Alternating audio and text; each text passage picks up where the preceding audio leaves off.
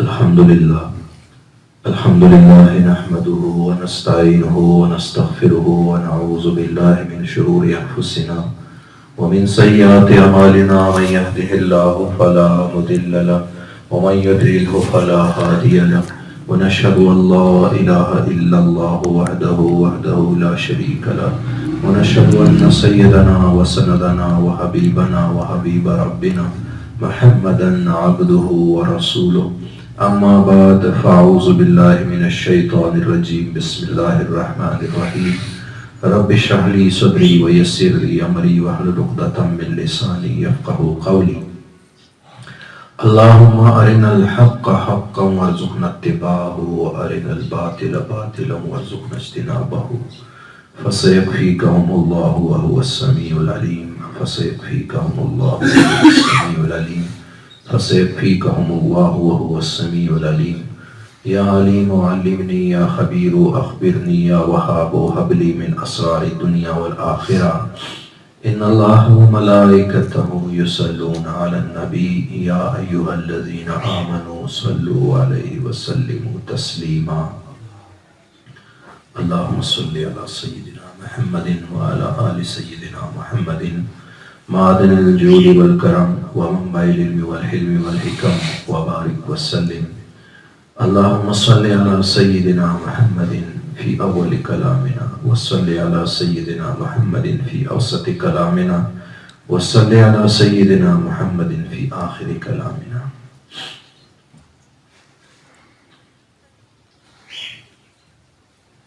اللہ رب العزت کی بڑائی، بزرگی، توصیف، کبریائی، ہم اس کے گواہ ہیں کہ وہ وحدہ لا شریک ہے، وہی عبادت کے لائق ہے، اور وہی ہے جو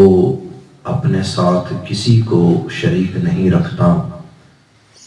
ملک اس کا، ملک اس کی، خلقت اس کی، پوری کائنات اسی کی ہے، اور اسی رب کریم سے ہم اپنے نفوس کے شرور سے پناہ پکڑتے ہیں۔ نفس اور شیطان بے شک انسان کو گمراہی کے رستوں کی طرف بلاتے ہیں، اور یہ انسان کا نفس ہی ہے جو اسے ہلاکت میں ڈالتا ہے، اور ہم کمزور ہیں۔ روح انسانی کچھ کمزوریوں کا شکار رہتی ہے، لہٰذا ہمیں جو تعلیم دی گئی وہ یہی ہے کہ ہر وقت اپنے رب کی پناہ مانگتے رہو، اور پھر محمد مصطفیٰ صلی اللہ علیہ وآلہ وسلم کی بارگاہ اقدس میں درود و سلام کے نذرانے بڑے احترام، بڑی عاجزی، بڑی تواضع کے ساتھ پیش کرتے ہیں کہ بادشاہوں کے سامنے جو بھی تحفہ پیش کیا جائے وہ بادشاہ کے شایع شان نہیں ہو سکتا، اور پھر جسے اللہ نے کونین کا سردار اور کونین کا بادشاہ بنایا ہو، اس کی بارگاہ میں ہم جیسے فقیروں کے تحفوں کی کیا وقت، لیکن رحمت للعالمین ہیں، اور رحمت للعالمین کا تقاضا یہ ہے کہ مسکینوں، فقیروں اور ضعیفوں کے اوپر کرم کی نظر زیادہ رکھی جائے۔ تو اسی وجہ سے ہمیں یہ توقع ان کے رحم و کرم سے ہے کہ ہمارے سلام کو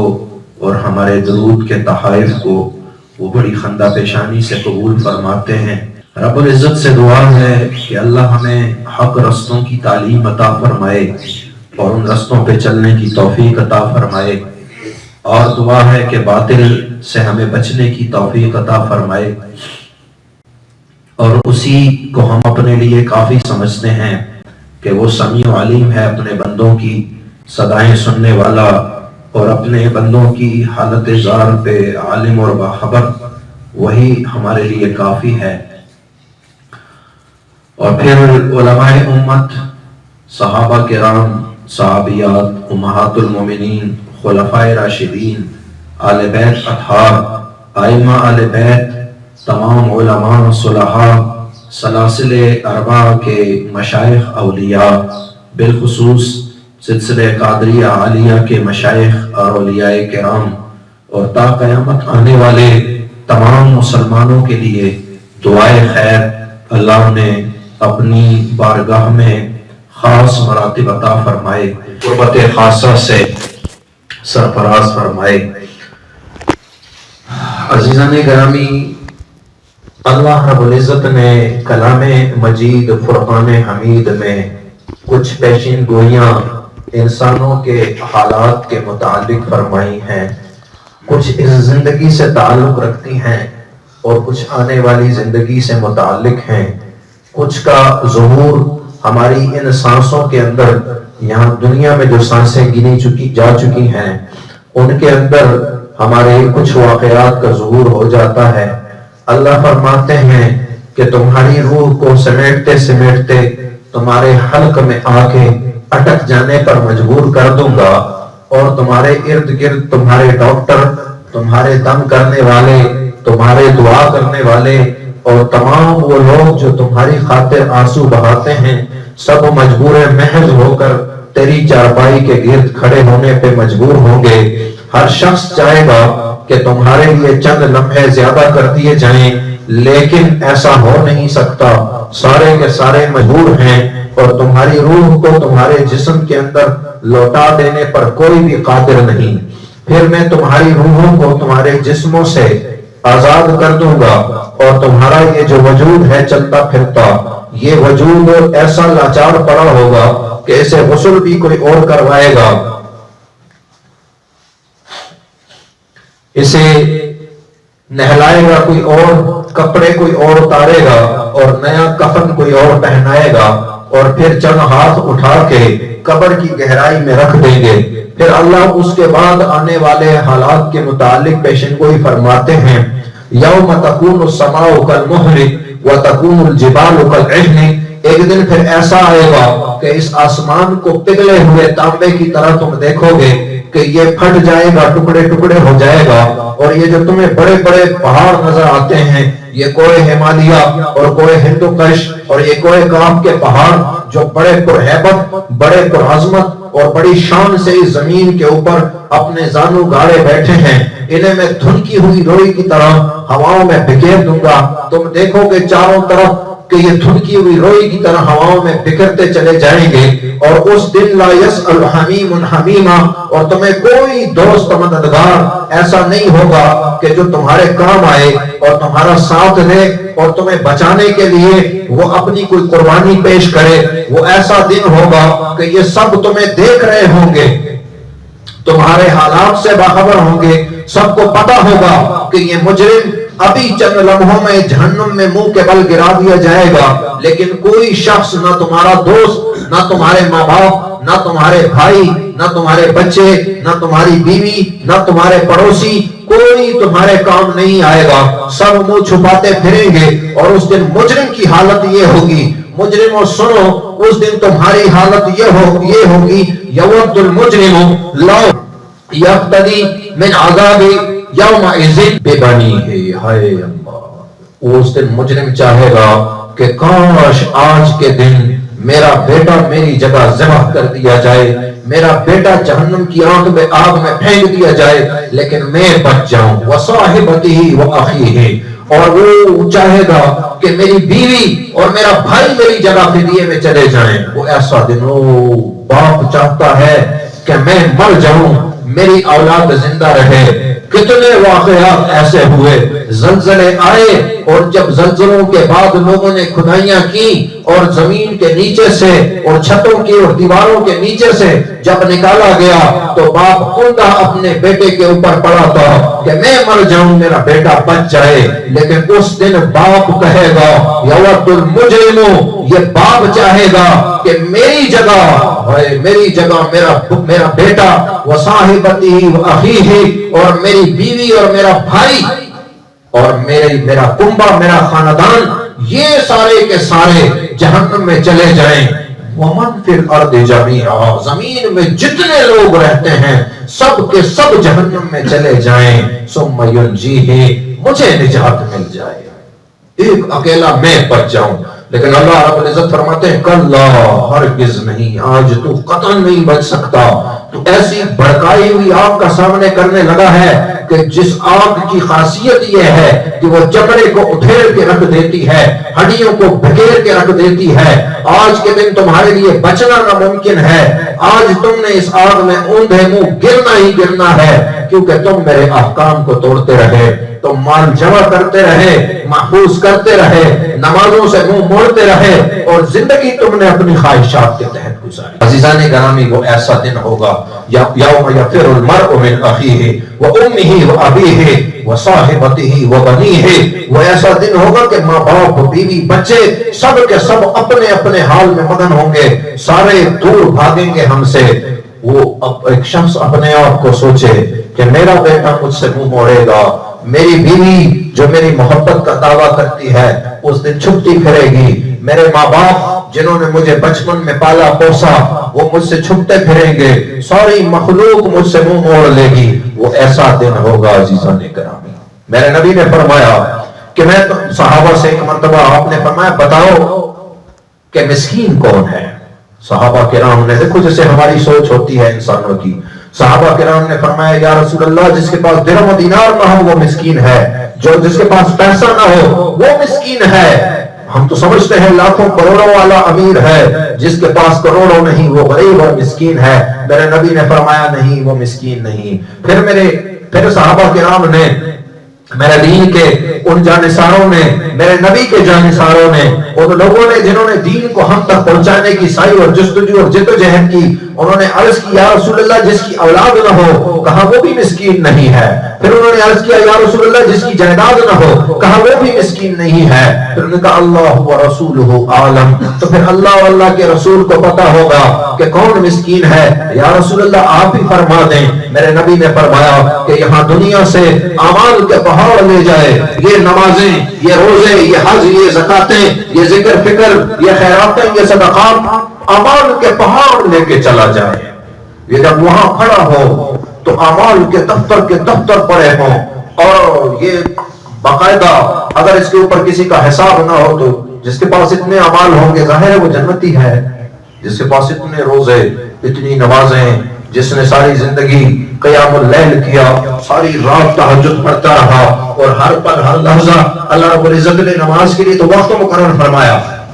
اللہ نے فرمایا یا ایھا المزمل قم اللیل الا قلیلا، کہ اے میرے محبوب تو تھوڑی دیر کے لیے رات کو، ایک تو قلیل وقت، لیکن وَاذْكُرِ اسْمَ رَبِّكَ وَتَبَتَّلْ إِلَيْهِ تَبْتِيلًا میں اللہ نے کوئی وقت مقرر نہیں فرمایا کہ بس ذکر کرتا رہے اور میرے ساتھ ربط ضبط اور تعلق بناتا رہے۔ اللہ نے وقت مقرر نہیں فرمایا۔ صوفیاء کرام یہاں فرماتے ہیں کہ دیکھو نماز کے اوقات مقرر ہیں آپ کی فرائض کے، اور رات کی تہجد کے لیے بھی اللہ رب العزت نے قلیلہ فرمایا، تھوڑا سا وقت جو ہے رات کی نماز کے لیے جاگ کے گزار، لیکن وَاذْكُرِ اسْمَ رَبِّكَ وَتَبَتَّلْ إِلَيْهِ تَبْتِيلًا، اور اللہ کے ذکر میں اللہ نے نہیں فرمایا کہ تھوڑی دیر کے لیے۔ تبتل اللہ کے ساتھ تنہائی ساری زندگی کے لیے بھی ہو سکتی ہے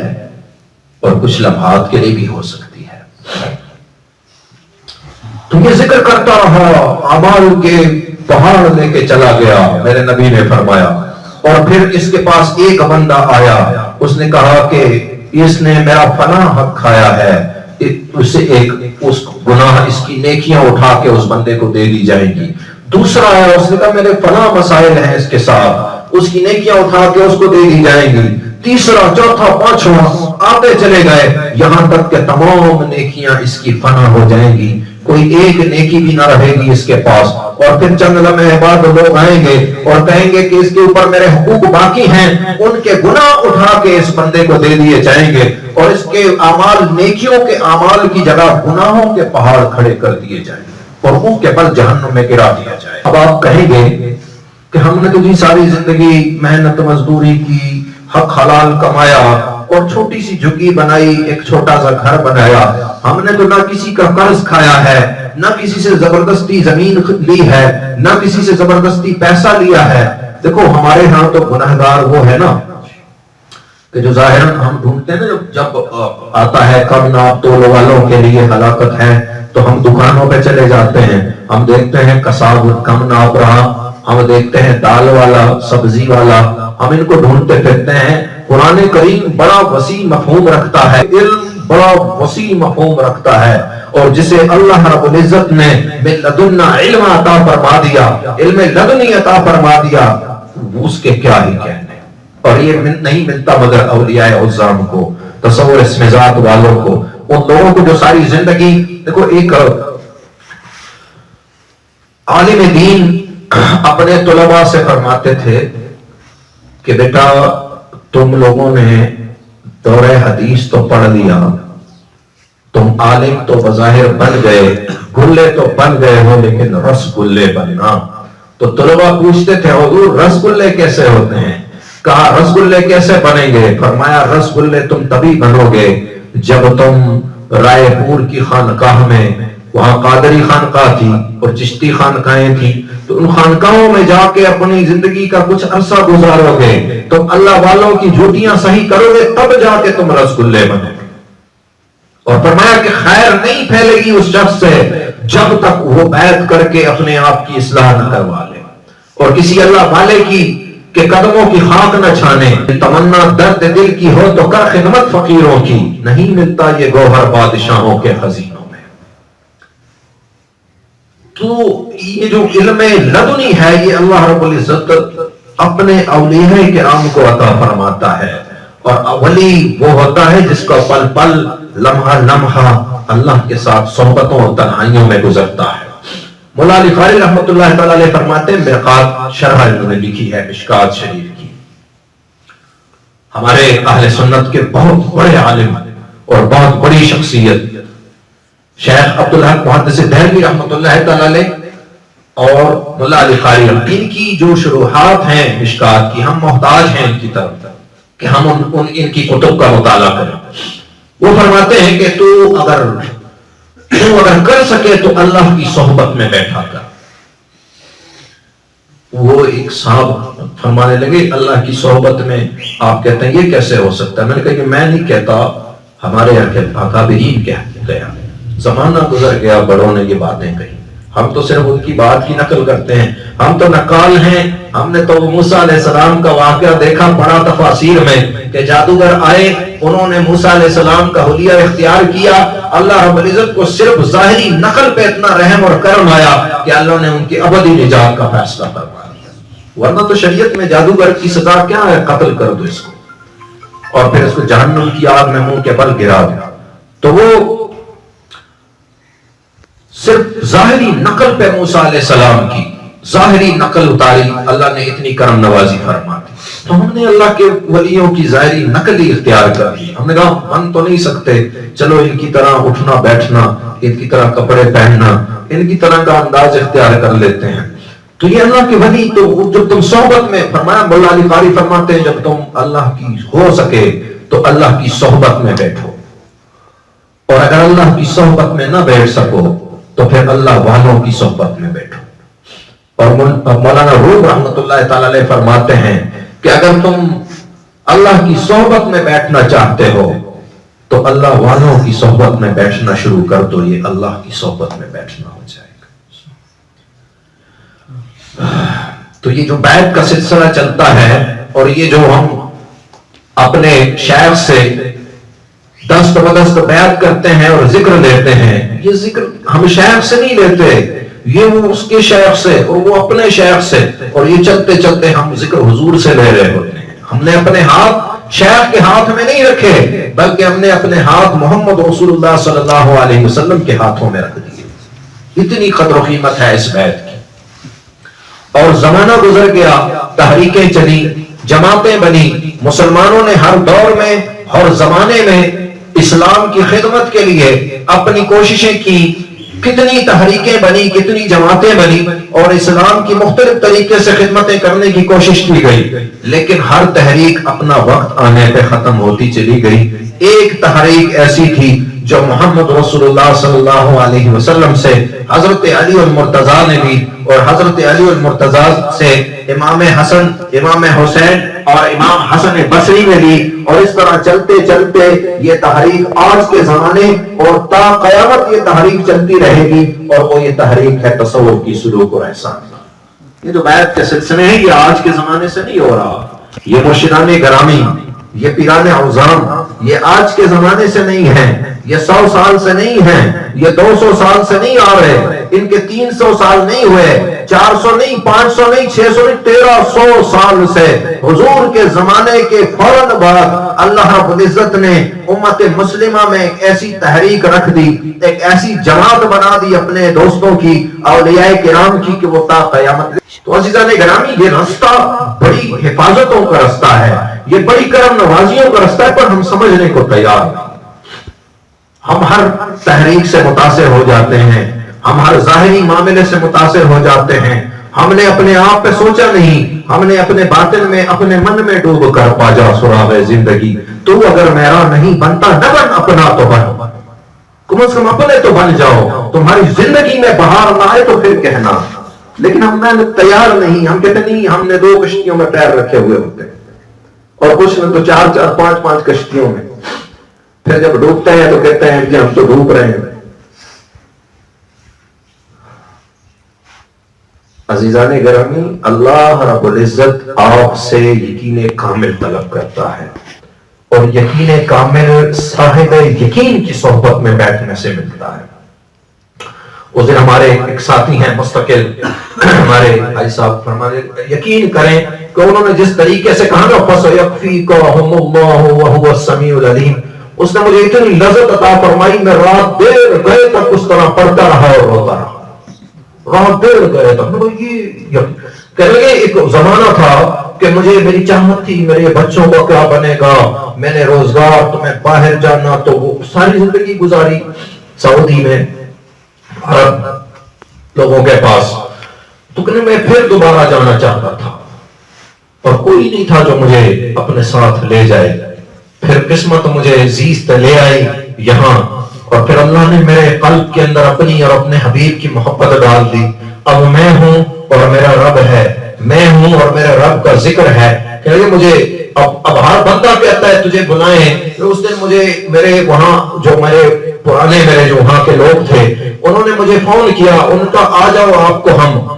یہاں اپنے پاس عمرہ بھی کریں گے اور یہی ہوں گے، روزگار بھی ہوگا، سارا نظام ہوگا۔ تو کہتے ہیں میں نے اسے کہا فَسَيَكْفِيكَهُمُ اللَّهُ وَهُوَ السَّمِيعُ الْعَلِيمُ، انہوں نے مجھے کہا تجھے کیا چاہیے، میں نے کہا فَسَيَكْفِيكَهُمُ اللَّهُ وَهُوَ السَّمِيعُ الْعَلِيمُ۔ تو وہ عرب تھا نا، اور عرب کی زبان ہے، انہیں پتا ہے اس جملے میں کتنی قوت ہے اور کتنا اس کے اندر رس ہے۔ تو عزیزان گرامی، یہ جو رستے ہیں یہ تربیت کے رستے ہیں، اور یقین کریں کہ بہاریں اسی رستے کے اندر ہیں۔ میں سارا کچھ دیکھ کے آیا، اور میں کئی احباب سب کچھ دیکھ کے آئے، میں نے کہا ہم نے دیکھا بہاریں اسی رستے کے اندر ہیں، اسی رستے میں اللہ کی خصوصی امداد ہے۔ لیکن کوئی کر کے تو دیکھیں، 2 دن اللہ کا ذکر کیا، تیسرے دن تھک گئے۔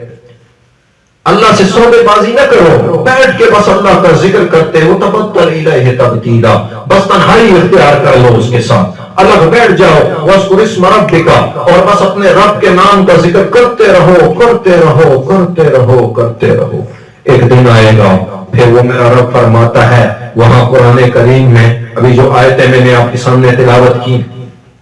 کہ جب یہ جو جہنمی ہے نا، یہ سب کے سب یہ اپنے بچوں کو بھی بھیج دے گا، اپنی اولاد، اپنا خاندان، اپنا کنبہ، سب کے سب یہ چاہے گا کہ یہ جہنم میں گر جائیں، لیکن میں بچ جاؤں، لیکن نہیں بچ پائے گا اس آگ سے۔ اللہ فرماتے ہیں کون بچے گا؟ الا المصلی، صرف وہ نمازی جو اپنی نماز میں دائم رہتے ہیں۔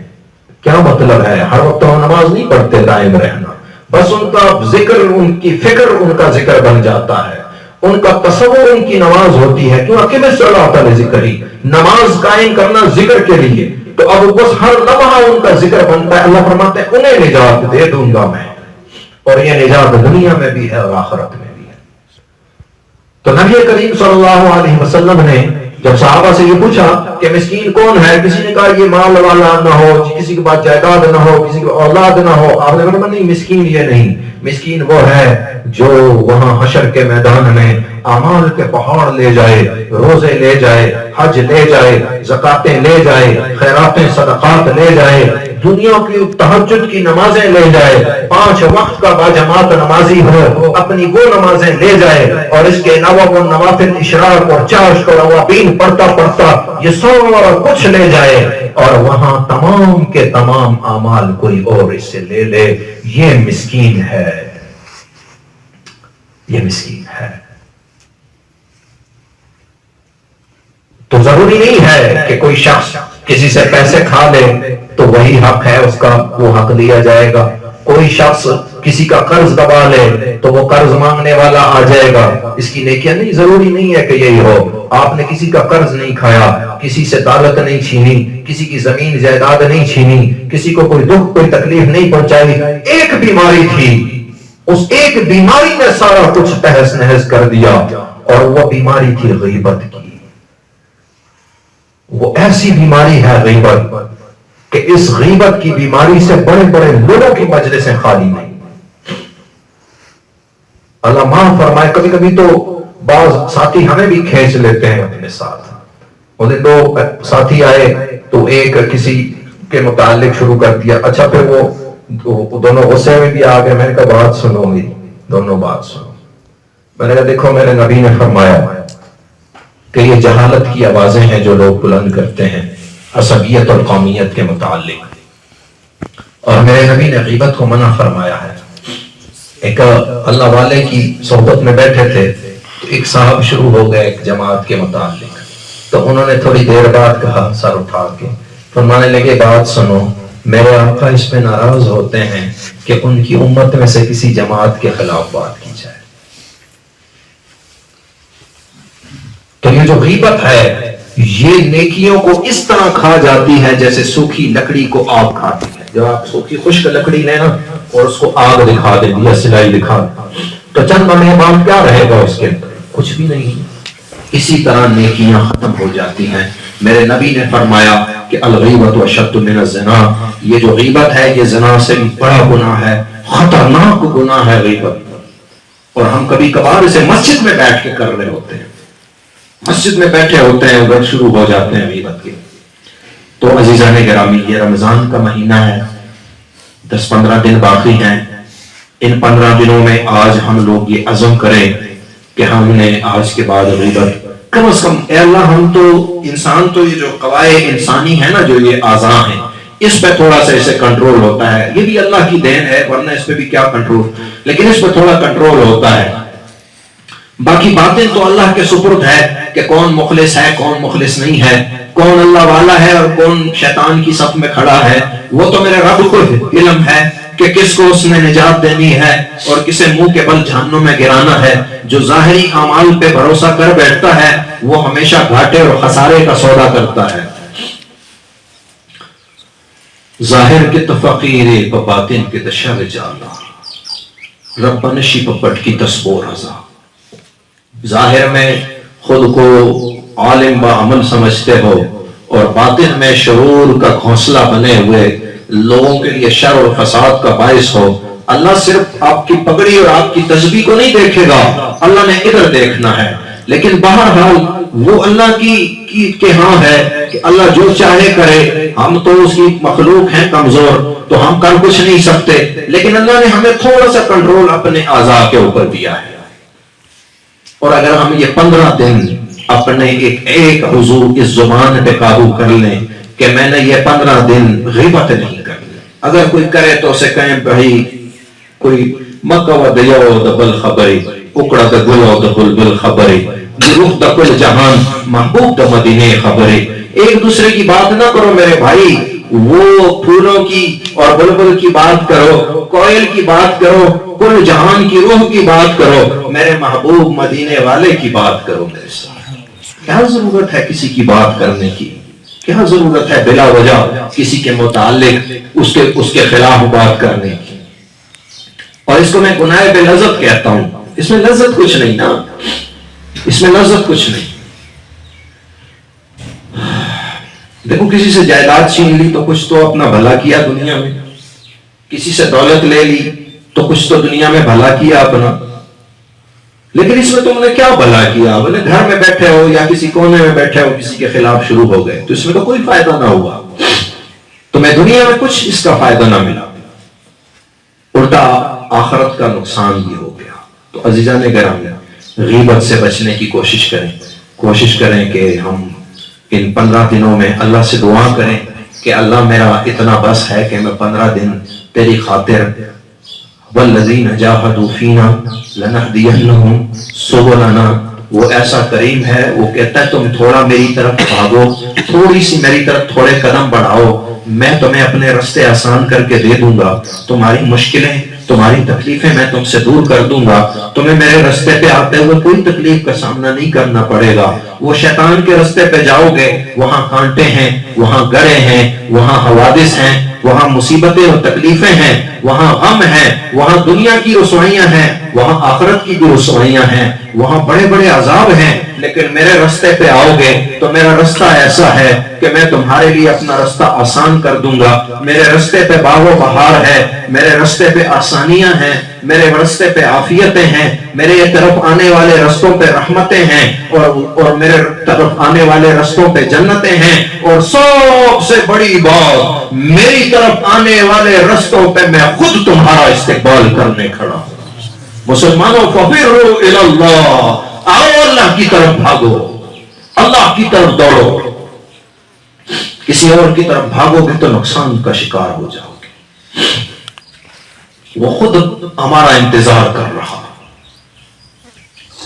تو وہاں رحمتیں ہیں، کرم نوازیاں ہیں، تو اس کی وہ کہتے ہیں میں تمہیں آسان کر دوں گا تمہارے لیے راستے۔ تو اگر یہ 15 دن تم اپنے اوپر مشقت کر لو، تھوڑا سا مجاہدہ کر لو، تو اللہ فرماتا ہے باقی میں تمہیں آسان کر دوں گا۔ اللہ سے دعا کریں کہ اللہ ہم یہ 15 دن کوشش کریں گے، 15 دن کے بعد میرے رب تو ہمارے لیے آسان فرما دے کہ ہم غیبت سے بچ جائیں۔ کم از کم سالکین جو ہیں، صوفیاء جو ہیں، انہیں تو چاہیے وہ غیبت سے بچتے رہیں۔ وہ بھائی تمہارے پاس تو ذکر کے لیے اتنا سارا ذکر تمہارے پاس پڑا ہے کہ اس دن ایک صاحب مجھے کہنے لگے کہ ہمارا ذکر کا مسئلہ ایسا ہے کہ 24 گھنٹے میں اگر کوئی اور بات کرو گے تو ذکر پورا نہیں ہو سکتا، یعنی 24 گھنٹے کسی اور گفتگو میں اور کسی اور خیال میں رہو گے تو ذکر پورا نہیں ہو سکتا۔ تو پھر تو صوفیاء کرام کی تو ڈیوٹی ہے اللہ کا ذکر، اور جو اللہ کے ذکر سے غافل ہوا اس کا شمار مردوں میں ہوتا ہے، اور مردوں میں خود کو شمار نہ کریں، زندوں میں آ جائیں، مردوں میں نہ رہیں۔ فقیر انادا نا باہو جنا دیاں قبریں جیون ہو، فقیر تو تمہاری قبریں بھی اللہ زندہ کر دے گا، تمہاری قبروں کو بھی اللہ اتنی برکتیں اور انوارات بخش دے گا۔ یہ ذاکر شاغل کی خصوصیت ہے، یہ اس شخص کی خصوصیت ہے جسے اللہ رب العزت نے جس کے قلب کے اندر اپنا اور اپنے حبیب کی محبت ڈال دی، عشق و معرفت ڈالی۔ تو انشاءاللہ ان 15 دنوں میں ہماری کوشش ہوگی، خصوصاً مجھے اپنے روحانی فرزندوں سے یہ کہنا تھا کہ یہ 15-20 دن اپنے اوپر جبر کریں۔ مجھے امید ہے الحمدللہ ہماری تربیت ایسی نہیں ہے کہ ہم میں سے کوئی کسی مسلمان کی غیبت کرتا ہوگا، ہماری تربیت تو ایسی ہے کہ ہم تو اپنے مخالفین کو بھی اچھے انداز سے اور اچھے الفاظ سے یاد کرتے ہیں۔ ہماری تربیت تو یہ ہے کہ ہم ان لوگوں کو بھی جو ہمارے اوپر نہ جانے کیسے کیسے فتوے لگائے بیٹھے ہیں، ان کے لیے بھی ہم دعا کرتے ہیں کہ اللہ ہم نے تو تیرے ذکر کی ذمہ داری لوگوں تک پہنچانی ہے، تو اللہ ان کو بھی ان کے دلوں کے اندر بھی اپنے ذکر کی محبت ڈال دے، تاکہ یہ بھی ہمارے ساتھ کاندھے سے کاندھا ملا کے کھڑے ہوں اور تیرے ذکر کو کائنات کے کونے کونے تک پھیلائیں۔ یاد رکھیں جتنی تحریکیں چلی، تمام تر تحریکوں کا مقصد یہی تھا کہ اللہ کا قرب، اللہ کی خصوصی صحبت حاصل کر لیں۔ لیکن اولیاء کرام نے، اولیاء اعظام، علماء، صلحاء اور ہمارے اکابرین نے فرمایا کہ اللہ کا قرب اگر حاصل کرنا ہے، اللہ کی صحبت اگر حاصل کرنی ہے، مولا علی قاری رحمۃ اللہ تعالی علیہ کا فرمان میں نے آپ کے سامنے نقل کر دیا کہ اللہ کی صحبت میں بیٹھنا چاہتے ہو تو اللہ والوں کی صحبت میں بیٹھنا شروع کر دو۔ اور مولانا روم فرماتے ہیں اگر اللہ کی صحبت چاہتے ہو اولیاء کرام کی صحبتوں میں بیٹھو۔ اور علماء فرماتے ہیں کہ اولیاء کرام وہ لوگ ہیں جنہیں اللہ نے اپنے ذکر کی لذت بخش دی، جن کے قلوب کے اندر اللہ نے وہ جتنا بھی ذکر کرتے جائیں پھر بھی ان کے نفوس، ان کے قلوب پکارتے رہتے ہیں حل من مزید، حل من مزید، حل من مزید، اور بھی اور بھی اور بھی۔ ایک فرزند ہے، وہ آیا ڈیوٹی بھی کرتا ہے، مزدور ہے بیچارہ، تو اس نے چند ہی دنوں میں استغفار، پھر اس بیعت کرنے کے بعد میں نے کہا بیٹا آپ نے استغفار پڑھنا ہے 313 مرتبہ کم از کم، چونکہ مجھے اس کی مزدوری کا، اس کی ڈیوٹی کا خیال تھا، تو میں نے کہا بیٹا آپ بس اتنا ہی پڑھیں، جب بھی آپ کو فرصت ہو پڑھا کریں کیونکہ آپ کی مزدوری بھی ہے۔ کہا ٹھیک ہے جی۔ کچھ دن گزرے، میرے پاس آیا، کہنے لگا میں وہ استغفار پڑھتا ہوں اتنے 1000 مرتبہ، میں تعداد بھول چکا ہوں۔ پھر کہنے لگے جی مجھے اگلا ورد بھی دے دیں۔ میں نے کہا مشکل نہ ہو جائے گی؟ کہا نہیں آپ بتا دیں۔ میں نے کہا پڑھو اللہم صلی علی محمد وآلہ وعطرتہ بعدد کل معلوم لک، درود پاک اس نے پڑھنا شروع کیا۔ کچھ دن گزرے، اسے لوگوں نے کہا کہ جی آپ کی ڈیوٹی آپ کے گھر کے پاس جو کارخانہ ہے وہاں لگواتے ہیں، وہاں تنخواہ بھی زیادہ ہے اور بس ڈیوٹی بھی اتنی خاص نہیں ہے۔ تو یہ جب ادھر گیا تو اس نے مجھے فون کیا، اس نے کہا جی میں پنجاب سے آتا ہے بڑی دور سے، تو اس نے کہا جی میں وہاں آپ کے قریب رہنا چاہتا ہوں۔ میں نے کہا بیٹا وجہ وہاں تنخواہ، بولا تنخواہ زیادہ ملتی ہے لیکن مجھے کم تنخواہ بھی قبول ہے، میں آپ کے قریب رہنا چاہتا ہوں، میں ذکر سیکھنا چاہتا ہوں، میں ذکر کرتے رہنا چاہتا ہوں۔ میں نے رات کو اللہ سے دعا کی کہ اللہ تو میں تو تیرے ذکر کی طرف چلا ہوں، اور مرشد فرماتے ہیں کہ والذین جاہدوا فینا لنہدینہم سبلنا، تو میرے لیے کیوں رستہ مشکل ہو رہا، میں تو تیری طرف چلا ہوں۔ تو میں نے کہا بیٹا جب تو نے ایسی دعا کی ہے تو لگتا ہے کہ 2 دن میں تیری ٹرانسفر ہو جائے گی۔ تو 2-4 دن بعد وہ میرے پاس آیا، میں نے کہا کیوں گھر سے آیا؟ بولا نہیں ادھر ڈیوٹی سے آیا ہوں۔ میں نے کہا وہ کیوں؟ کہا بس اچانک وہ ڈائریکٹر نے فون کیا، بولا یار تیری ادھر ضرورت نہیں ہے تو واپس آ جا۔ اور چند دنوں کے اندر اندر اس نے اتنی محبت سے ذکر لیا کہ درود پاک، ابھی تو کتنے ایسے بچے ہیں وہ تو سالوں گزر گئے، پھر واپس مڑ کے انہوں نے نہیں کہا بابا ذکر چاہیے، بس خاموش بیٹھے ہیں کب وہ پردے کے پیچھے چھپ چھپ کے کہ ہماری طرف کہیں اس کی نظر نہ ہو جائے، یہ موجودہ ذکر پورا کر لیں یہ بھی کافی ہے۔ حالانکہ اللہ کے ذکر کو اپنا معمول بنائیں، غیبتوں سے بچنے کی کوشش کریں، رمضان میں کوشش کریں کہ ہم کسی کی غیبت نہ کریں، اللہ کا ذکر کرتے رہیں، خالص اللہ سے، اللہ کے حبیب سے محبت کرتے رہیں۔ اللہ مجھے عمل کی توفیق عطا فرمائے اور آپ کو بھی عمل کی توفیق عطا فرمائے۔ بطور جرگہ ہم اپنے رب کی بارگاہ میں پیش ہونے لگے ہیں، بڑی تواضع بڑی عاجزی کے ساتھ اپنے کریم رب کی بارگاہ میں جائیں گے۔ دیکھو دنیا کے اندر ایک دستور ہے کہ قاتل